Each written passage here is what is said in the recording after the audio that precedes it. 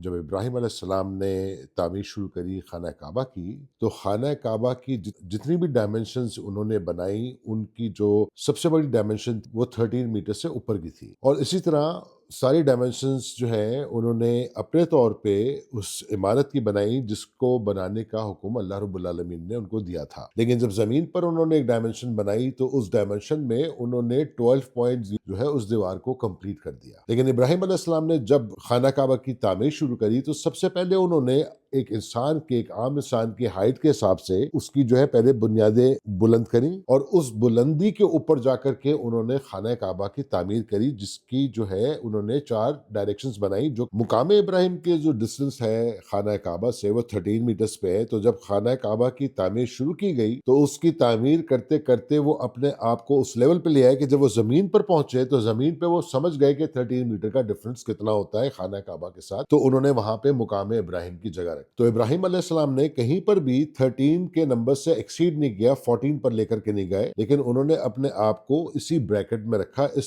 پوری عمارت کی کنسٹرکشن کے اندر، کہ اگر ایک آئیڈیل کیوب بن رہا ہوتا تو وہ 13 بائی 13 بائی 13 بائی 13 کا ہوتا، اور اس کے سامنے مقام ابراہیم ہوتا اور وہ 13 میٹر کے فاصلے پہ ہوتا، اور اس طریقے سے یہ ایک کیوب اس ماڈرن زمانے میں تیار کیا جاتا۔ اور اس کیوب کی 4 ڈائریکشنز ہیں، اور اس 4 ڈائریکشنز کے اوپر جو ہے ہماری 4 رکعت جو فرض نمازیں ہوتی ہیں، ظہر کی اور عصر کی اور عشاء کی، تو ان 4 ڈائریکشن کے حساب سے ان نمازوں کی جو رکعتیں ہوتی ہیں وہ 4 ہوتی ہیں۔ کعبے کی تعمیر کری تو اس کو مشرق اور مغرب کے درمیان میں بنا دیا، تو 2 مشرق اللہ رب العالمین کے اور 2 مغرب اللہ رب العالمین۔ تو اللہ رب العالمین نے وہاں پہ انسان کو فجر کا وقت بتایا جہاں پہ اندھیرا اور روشنی آپس میں مل رہے ہوتے ہیں، اور اس مقام پر فجر کی نماز کی 2 رکعتوں کا جو ہے ہم اہتمام کرتے ہیں۔ ظہر میں ہم ظہر کا اہتمام کرتے ہیں، عصر میں ہم عصر کا اہتمام کرتے ہیں، لیکن جب ہم مغرب کے وقت میں آتے ہیں تو مغرب کے وقت میں ہم 3 رکعت نمازیں پڑھتے ہیں، اور یہ وہ وقت ہوتا ہے کہ جب اللہ رب العالمین اجالے میں اندھیرا نکال رہے ہوتے ہیں، تو اس مقام کے اوپر ہم 3 رکعت جو ہے نماز پڑھتے ہیں مغرب کی، اور پھر ہم عشاء کی 4 رکعت نماز پڑھ کر کے ہم اپنے پورے اس دن کے سائیکل کو پورا کرتے ہیں، پر ہم 5 نمازیں پڑھتے ہیں۔ اور پھر اللہ رب العالمین نے انسان کو دیے تہجد کی نمازیں، جن کو ہم عشاء میں وتر کے طور پہ پڑھ لیتے ہیں،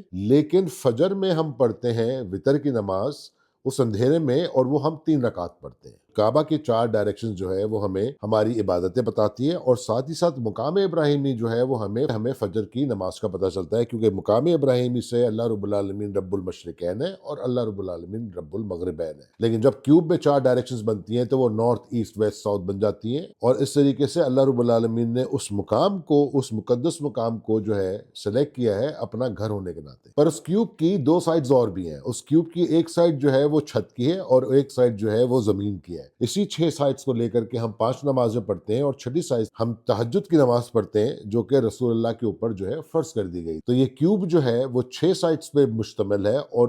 ہم 5 نمازیں وہ پڑھتے ہیں جو کہ ہمیں پیغمبروں نے پڑھائی ہیں اور اللہ رب العالمین نے ہمارے اوپر فرض فرمائی ہیں، اور چھٹی نماز جو ہے وہ رات کی نماز ہوتی ہے، جس کو کچھ لوگ وتر میں پڑھتے ہیں عشاء کی نماز کے ساتھ، اور کچھ لوگ تہجد میں اٹھ کر کے پڑھتے ہیں فجر کی نماز سے پہلے، اور وہ نماز جو ہے وہ بھی 3 رکعت کی ہوتی ہے، کیونکہ تہجد کی نماز کے لیے اللہ رب العالمین فرماتے ہیں کہ یہ انسان کے نفس کو، اس کے کردار کو پامال کرتی ہے، اور اس قبلے کے اندر 3 ستون ہیں، اور جو ستون جو ہیں جو اس چھت کو اٹھائے ہوئے ہیں وہ یہ 3 کردار ہیں، جس میں ایک فرشتہ ہے، ایک انسان ہے اور ایک شیطان ہے، اور انسان کو اللہ رب العالمین نے شیطان اور فرشتے کے بیچ میں ڈال دیا ہے۔ تو اس طریقے سے ہم اپنی 6 نمازوں کی جو ہے اہتمام کرتے ہیں اس پورے دن کے اندر۔ پھر اللہ رب العالمین کا قرآن میں حکم آتا ہے کہ جب تم فجر کی نماز کے لیے اٹھو تو تم قرآن کو بھی فجر میں پڑھو، اور سیدنا ابراہیم علیہ السلام کے لیے اللہ رب العالمین قرآن میں جو ہے فرماتے ہیں، سورہ نحل میں کی صورت ہے اور اس کی 123ویں آیت میں اللہ رب العالمین فرماتے ہیں کہ پھر ہم نے آپ کی طرف وحی بھیجی کہ آپ ابراہیم کے دین کی پیروی کریں جو یکسو تھے اور مشرکوں میں سے نہ تھے۔ اس کے بعد اللہ رب العالمین آتے ہیں سورہ آل عمران کے اوپر، اور آل عمران میں ابراہیم علیہ السلام کی تعریف فرماتے ہیں، کہہ دو اللہ نے سچ فرمایا ہے، بس ابراہیم کے دین کی پیروی کرو جو یکسو تھے اور مشرکوں میں سے نہ تھے۔ پھر اللہ رب العالمین سورہ انعام میں جو کہ 16ویں سورت ہے اور اس کی 161ویں آیت میں اللہ رب العالمین فرماتے ہیں کہ کہہ دو بے شک مجھے میرے رب نے سیدھے راستے کی طرف ہدایت دی ہے، قائم دین کی طرف، ابراہیم کے دین کی طرف،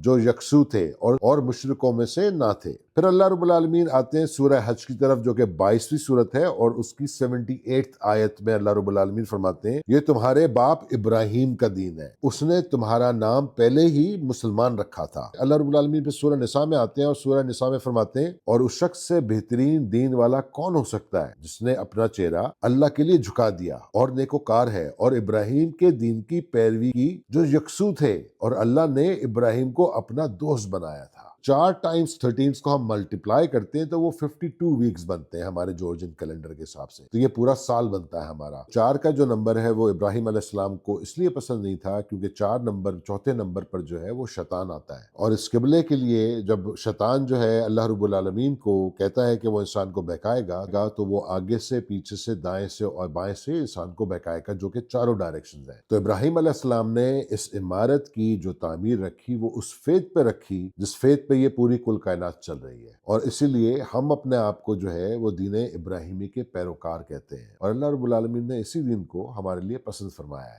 جزاک اللہ خیر۔